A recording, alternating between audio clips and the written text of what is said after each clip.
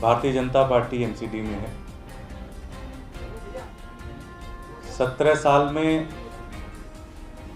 BJP ने MCD में इतना भ्रष्टाचार किया कि स्थिति ये हो गई कि कर्मचारियों को तनख्वाह देने की स्थिति में नहीं रही एमसीडी। पूरी की पूरी एमसीडी कंगाल हो गई।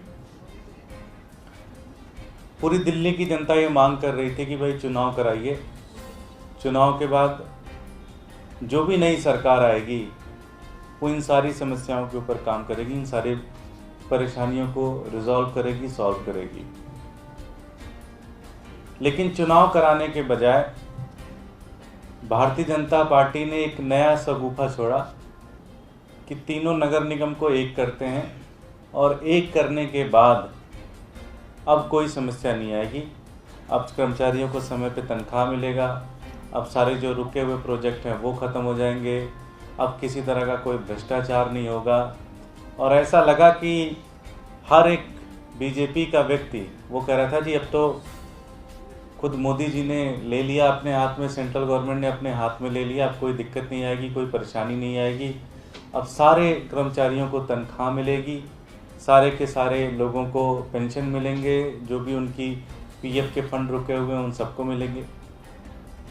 हमें भी लगा यार कि हम अपोजिशन में हैं तो थोड़ा देख लेते हैं, रादर देन बस क्रिटिसाइज़ करने के बजाय चलो थोड़ा सा रुक के देख लेते हैं कि भाई परेशानियां सॉल्व हो रही हैं कि नहीं हो रही हैं। लेकिन अब पानी सर से ऊपर निकल चुका है। दिल्ली की जनता को ये बताना बहुत ज़रूरी है कि एमसीडी के जो कर्मचारी हैं वो किस हालात में जी रहे हैं। ईस्ट एमसीडी के अंदर जो अध्यापक हैं जिनकी जिम्मेदारी है बच्चों की ज़िंदगी को संवारना, बच्चों को आगे बढ़ाना, उनको 6 महीने से तनख्वाह नहीं मिली है। सफाई कर्मचारियों को 2 से 3 महीने से तनख्वाह नहीं मिली है। डॉक्टर्स को, माली को, बेलदार को, ऑफिस के अंदर जो एम्प्लॉयज़ हैं जो काम करते हैं सबको 5 से 6 महीने से तनख्वाह नहीं मिली है। यही हाल ईस्ट नॉर्थ एमसीडी का है। टीचर्स को 3 से 4 महीने की तनख्वाह नहीं मिली, सफाई कर्मचारियों को लगभग 2 से 3 महीने की तनख्वाह नहीं मिली, डॉक्टर्स को तनख्वाह नहीं मिली, बेलदार को तनख्वाह नहीं मिली, ऑफिस के अंदर काम करने वाले लोगों को तनख्वाह नहीं मिली, जेई को तनख्वाह नहीं मिली, एई को तनख्वाह नहीं मिली। Group A B C D जितने भी एम्प्लॉयज़ हैं ईस्ट और नॉर्थ एमसीडी के अंदर उनका बुरा हाल हो रखा है और उनको तनख्वाह तक नहीं मिली 6-6 महीने से। आप ये सोचिए कि एक हफ्ते भी अगर लेट हो जाती है तनख्वाह तो हाथ पांव फूलने लग जाते हैं। लगता है यार रेंट कैसे देंगे, बच्चों की फ़ीस कैसे देंगे, अब दूध कैसे आएगा, सब्जी कैसे आएगी, घर कैसे चलेगा। और यहाँ तो एमसीडी के जो कर्मचारी हैं वो 6-6 महीने से परेशान है, 6-6 महीने से उनकी स्थिति खराब हो चुकी है। मेरे भारतीय जनता पार्टी से एक रिक्वेस्ट है और एक प्रश्न है। पहली रिक्वेस्ट तो ये है कि आपने पूरी दिल्ली के अंदर होर्डिंग और पोस्टर लगा के टीवी एफएम पर ऐड देके हर जगह ये लिख दिया था कि अब एमसीडी की सारी समस्याएं ख़त्म हो गई, क्योंकि अब एमसीडी का एकीकरण हो गया, मोदी जी के अंदर में आ गया, सेंट्रल गवर्नमेंट के अंदर में आ गया, अब कोई दिक्कत नहीं आएगी, अब सबको सारी समस्याएं ख़त्म हो गई। तो मेरी एक रिक्वेस्ट है कि अगर आपने ये वादा किया था तो आप जल्द से जल्द तनख्वाह रिलीज़ करें। दूसरा मेरा एक प्रश्न है कि क्या ये भी 17 साल की तरह एक झूठा वादा था आपका?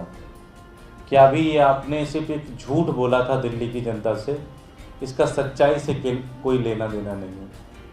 सच्चाई तो ये है कि अब आपके पास 1 साल 6 महीने का समय और मिल गया है, जो थोड़ा बहुत एमसीडी में बचा हुआ वो भी पूरी तरह से लूटने का।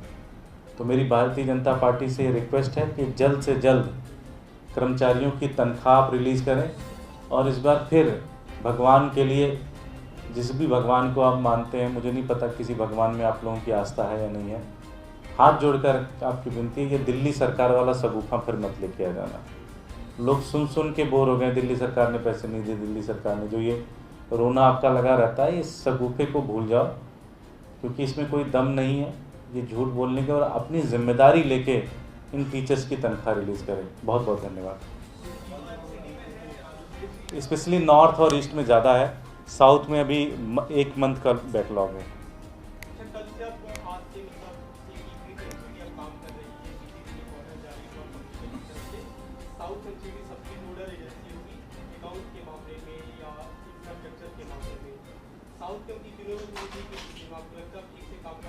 कुछ नहीं होगा, पैसा कमाएंगे आप देखना, ये सारे लूट लेंगे, साउथ को भी लूट लेंगे जो बचा छूटता है थोड़ा सा, कुछ नहीं होने वाला। ये देखिए कमिश्नर तो कठपुतली हैं, ये तो इनके बेचारों का क्या है। भारतीय जनता पार्टी सुबह एक व्हाट्सएप पे भेज देती है कि आज ये 10 काम करने, ये कमिश्नर वही 10 काम करते हैं, इनके बस की क्या है। भारतीय जनता पार्टी ने एक बैकडोर से सरकार चलाने का एक तरीका निकाला है। मैं तो भारतीय जनता पार्टी से कहना चाहता हूँ, हालांकि आपका लोकतंत्र में कोई भरोसा नहीं होता, लेकिन हिंदुस्तान एक प्रजातांत्रिक देश है, डेमोक्रेटिक देश है। आप चुनाव कराइए, चुनाव करके दिल्ली की जनता जिसको भी चुनती है वो चलाएगी। अगर आपने 15-17 साल में अच्छे काम किए होंगे तो आपको मौका मिलेगा, अगर आपने अच्छे काम नहीं किए होंगे तो आपको दूसरी पार्टी को मौका मिलेगा। लेकिन चुनाव तो कराइए, लोकतांत्रिक व्यवस्था तो बनने दीजिए।